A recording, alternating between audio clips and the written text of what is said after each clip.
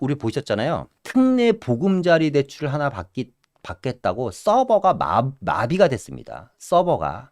근데 특례 전세자금 대출 상품이 나온다면 여러분 어떻게 될까요? 이게 이제 오늘 말씀드릴 사실상 하이라이트고 핵심입니다. 앞으로 역전세란이 왜 오는지.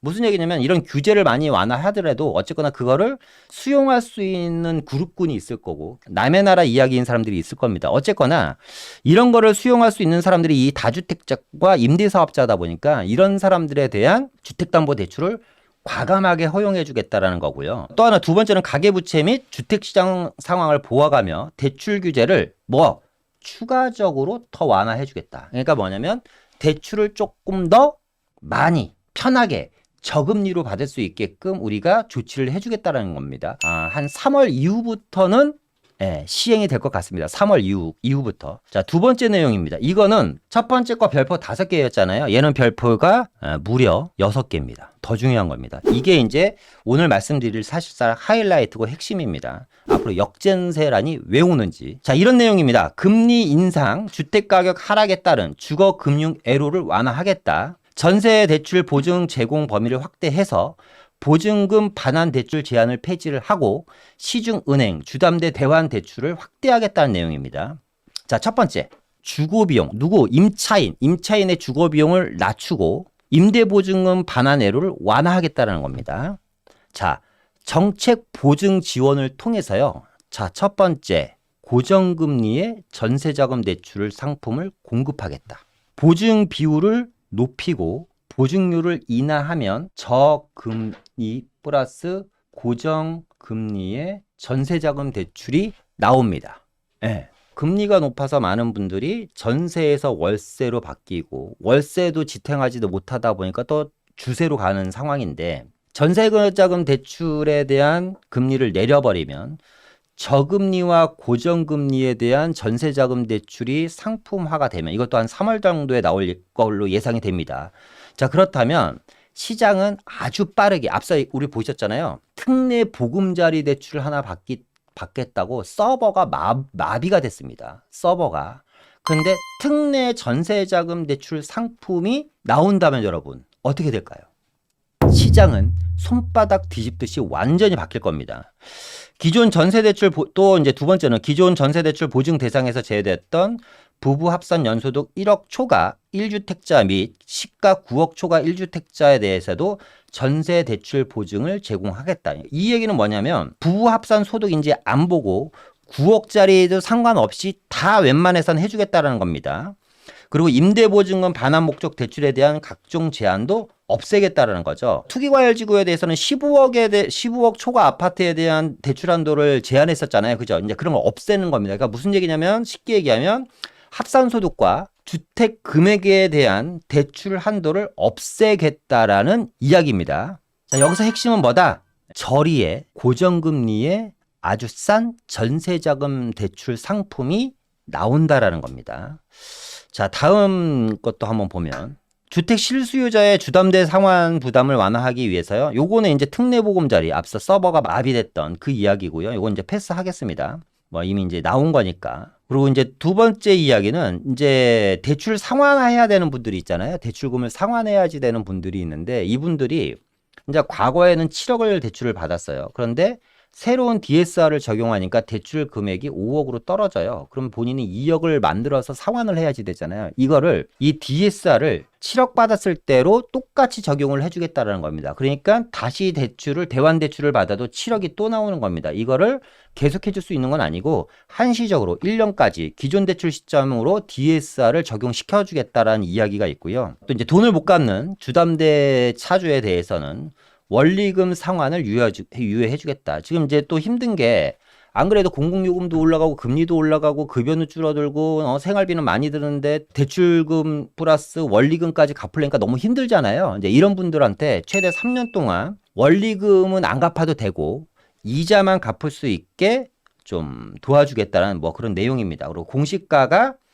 이제 요거는 이제 주택연금 이야기고요. 주택연금은 원래 공시가 9억까지밖에 주택연금을 가입 안 해줬거든요. 근데 이걸 12억까지 늘리겠다는 내용입니다. 이게 이번에 금감원에서 나온 얘기인데 여기서 이제 핵심은 두 가지다. 첫 번째, 다주택자와 주택임대사업자에 대한 담보대출을 허용하겠다. 비규제 지역에서는 60%까지 담보대출을 해준다고 합니다. 그리고 두 번째는 금리 인상으로 인한 전세가가 역전세난이 되고 월세 가격이 정말 천정부지로 치솟다 보니까 또 이제 전세보증금을 못 돌려주면서 금융사고도 많이 나다 보니까 이거를 이제 고정금리 플러스 저금리로 특례 전세자금 대출을 마련해서 아마 3월 이내에 아마 출시되지 않을까라는 생각이 듭니다. 자, 그렇게 되면 시장은 많이 바뀔 거다. 자, 지금 보시는 것처럼 올 작년 하반기 들어부터 월세 지수가 어마어마하게 올랐습니다. 월세 지수가. 이렇게 월세 지수가 많이 오른 건 뭐예요? 앞서 얘기한 것처럼 금리 때문이죠. 고금리는 전세 가격을 하락시켰는데 고정금리와 저금리의 전세자금 대출이 나오면 시장은 좀 바뀌지 않을까라는 생각이 들고요. 그걸 여러 가지 뒷받침해 줄 수 있는 근거 자료를 몇 개만 더 보여드리도록 하겠습니다. 자, 첫 번째, 서울 아파트 거래량입니다. 지금 보시면 이 아파트 거래량을 보면요. 그러니까 작년 하반기입니다. 2022년 8월부터 12월까지입니다. 뭐 거래량은 쭉 보시는 것처럼 다 마이너스고요. 그죠? 거래 비율도 2021년 거래 비율은 이 거래 비율이 100%가 다 넘었습니다. 100%가 넘었는데 거래 비율이 30%, 28%, 26%, 28%, 31%입니다. 그러니까 거래량은 떨어지고 거래 비율도 떨어졌습니다. 그런데 매매입니다. 그런데 임대차 시장 보겠습니다. 전월세는 거래량이 폭증을 하죠. 근데 여기서 중요한 게 뭐냐면 기본을 100으로 봤을 때 거래 비율은 110%, 124%, 126%, 139%, 127%입니다. 그러니까 거래 비율은 엄청나게 늘어나고 있는 거죠. 좀 정리를 한번 해볼게요. 금리가 이제 올랐어요. 금리가 인상됩니다. 금리가 인상이 되다 보니까 매매 수요는 실종이 되죠. 매매 수요는 실종이 되고 이 매매 수요가 임차 시장으로 들어갑니다. 임차 시장으로 들어가다 보니까 집을 안 사요. 근데 이 매매 수요는 두 가지가 있어요. 실수요가 있고 투자 수요가 있습니다. 실수요는 어쨌거나 내 집을 사는 사람이고 투자 수요는 집을 사서 뭘 놓죠? 임대를 놓습니다.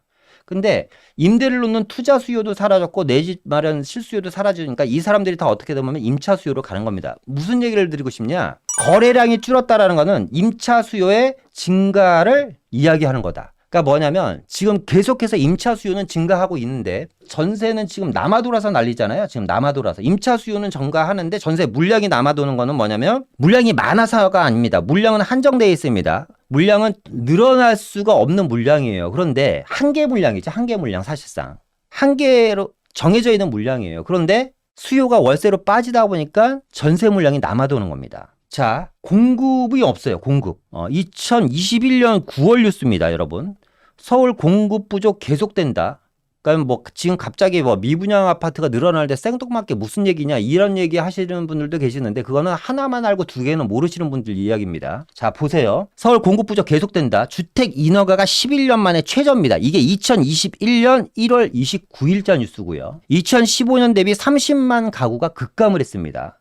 공급 선행 지표는 빨간불이고 이걸로 인해서 3년 뒤 집값이 큰 문제라고 합니다. 그런데 지금은 2021년 1월이 아니라 2023년 2월이니까 인허가가 중단된 지 2년이 지난 시점입니다. 지금은 인허가가 있냐? 지금도 없다. 지금도 없다. 자, 보시면 2021년부터 인허가가 없다 보니까 2026년, 2027년, 2028년에도 물량이 없습니다. 그런데 이 그래프에 나오지 않은 2030년까지도 물량이 없어요. 사실상. 왜? 지금도 공급이 안 돼요. 이 공급을 하기 위해서 뭘 하냐면 신속통합, 모아주택, 공공재개발, 역세권 활성화, 3기 신도시 등을 하는 겁니다. 그런데 지금 뭐만 하죠? 구역 지정만 해놨죠. 인허가는 하나도 안 떨어졌고 지금 구역 지정 해놓은 것들이 인허가가 떨어지려면 빠르면 2년, 늦으면 3년입니다. 그러면 최장 앞으로 10년간은 물량이 없다. 앞서 얘기했던 것처럼 전세가가 지금 금리로 인해서 일시적으로 떨어졌고 전세 물량이 많은 것처럼 보이지만 물량이 많아서 우리가 착시 현상을 일으키는 거예요. 착시 현상. 물량이 많아서 실제로 전세 가격이 떨어지는 게 아니라 금리에 의한 착시 현상으로 전세 물량이 많은 것처럼 보이는 겁니다. 반대로 인천과 경기는 어때요? 2022년 3년부터 물량이 많았다. 언제까지? 인천은 2025년까지 물량이 차고 넘친다. 경기는 2018년부터 시작한 입주 물량이 올해 끝납니다. 그래서 내년부터 물량이 좀 줄어들어요. 근데 어쨌거나 이걸 소화하려면 경기는 2, 3년 더 거쳐야지 돼요. 그죠? 그러니까 서울에서 전월세 가격이 폭등을 하면 물량이 많은 수도권으로 전월세를 찾아서 내려갈 확률이 또 상당히 높아지겠죠. 그죠? 정리를 한번 해보면 고금리로 출발을 해갖고 이제 전세 가격이 이제 하락을 했죠. 그러면서 이제 월세가 엄청나게 미친 듯이 이제 상승을 했습니다. 그러면서 이제 전세는 역전세란이 났죠. 그죠? 그런데 앞서 얘기했던 것처럼 저금리에 전세자금 대출이 아마 3월 정도에 출시될 걸로 예상이 되는데 그렇게 되면 임차인들은 월세, 내가 지금 내는 월세와 전세에 대한 금리를 비교하기 시작할 겁니다. 그죠? 계약갱신 청구권을 좀 안 쓴 사람이 엄청나게 많잖아요. 그죠? 그런 분들도 이제 큰 문제입니다. 어쨌거나 월세와 금리를 비교할 겁니다. 비교할 거예요. 그죠? 그래서 월세보다 금리가 낮다면 이 사람들은 전세를 택하겠죠. 그런데 앞서 얘기한 것처럼 집을 안 사고 투자자들도 집을 안 사다 보니까 투자자들이 집을 사서 임차 시장에 물건을 공급해야지 되는데 투자자들도 아예 시장을 끊어버렸고 내 집 마련하는 사람들도 임차 시장으로 다 들어가다 보니까 임차 수요는 계속 지금보다 더 많이 증가가 돼버렸습니다. 그런데 뭐예요? 전세를 월세로 바뀌면서 물량이 감소를 하고 공급이 안 되면서 어쨌거나 물량은 계속해서 감소하고 있습니다. 전세 전환과 공급이 안 됨으로 인해서 물량은 없어요. 계속해서 줄어들고 있는데 그런 와중에서 금리 인하로 인해서 전세 거래가 증가하게 된다면 일단은 저가 전세가 먼저 시장에서 쫙 자취를 사라지겠죠. 그죠? 그 저가 전세가 나간 다음에 입지가 좋은 상급지의 전세까지 나가면 서울 전세지 시장은 다시 역전세란으로 돌아오고 서울에서 다시 경기나 수도권으로 전세 찾아 산만리 또 떠나가는 겁니다. 그죠? 임차 시장은 이렇게 되고 서울 시장을 보면 전세가 유리 상승을 할 겁니다. 10억짜리 아파트가 7억으로 떨어졌는데 전세는 5억에서 4억으로 떨어졌어요. 근데 전세가 다시 5억으로 올라온다면 5억이 있어야지 살 수 있었던 아파트가 2억에서 3억이면 살 수가 있는 겁니다. 왜? 갭이 감소했기 때문에. 아파트 가격은 떨어졌고 앞서 얘기한 것처럼 전세 거래가 제자리로 돌아오면서 전세 활성화가 되면 전세 거래량이 증가되면서 가격을 치고 올라가니까 지금 전세가율이 60%, 50에서 60%에 머물던 전세 가격이 70에서 80%로 올라간다면 거기다가 정부에서 담보대출, 임대사업자라든가 다주택자에 대한 담보대출도 완화해준다면 시장은 또 빠르게 반등할 가능성이 상당히 높다고 봅니다. 저는 금융위원회에서 시장 안정화를 위해서 파격적인 저금리의 전세자금 대출 상품을 공급한다고 합니다. 그러면 이 금리 때문에 전세 시장에서 우왕좌왕했던 임차인들이 다시 전세 시장으로 돌아올 거고 그러면 또다시 시장이 좀 안정화가 생각보다는 빨리 되지 않을까. 근데 우리가 여기서 포인트는 뭐냐면 여러분들 정말 힘든 거 압니다. 임차인들한테 맨날 진짜 쪼이는 것도 알고요. 전세보증금 마련하느라고 이제 잠 못 자 주무시는 것도 아는데 이렇게 된 게 이제 불과 7개월밖에 안 됩니다, 여러분. 7개월. 예. 생각보다 빨리 이걸 좀 헤쳐나갈 수 있지 않을까라는 생각이 듭니다. 공지사항 하나 알려드리겠습니다. 매주 저희가 목요일, 토요일 오후 1시에 라이브보다 더 좋은 내용을 저희가 준비하고 있는 게 오프라인 강의입니다. 매주 목요일과 토요일 오후 1시에 저희 사무실에서 선착순 20명 접수 중이니까요. 이번 주 목요일인가 내일과 이번 주 토요일에 세미나를 진행하니까 세미나에 오시면 조금 더 자극적인 이야기를 들으실 수가 있어요. 자극적인 거 좋아하시죠, 여러분? 좀 자세한, 디테일한 내용들. 특히 이제 투자에 대한 이야기를 좀 많이 해드리려고 해요. 양극화를 벗어나기 위해서 지금 중산층인데 서민층으로 내려가지 않기 위해서는 이 양극화를 잘 버텨내고 상류층으로 올라가야 되잖아요. 그렇게 하려면 어쨌거나 투자라는 방법밖에 없는데 다 알고 있는 내용이죠. 소액 투자로도 충분히 가능합니다. 여러분들 자녀들을 위해서. 용산이 언제부터 용산이었어요. 예, 그죠? 자양동이 언제부터 자양동이었습니까? 불과 6, 7년 전만, 6, 7년 전이 뭐예요? 한 5년 전만 해도 자양동 빌라 전세 끼고 5천이면 샀어요.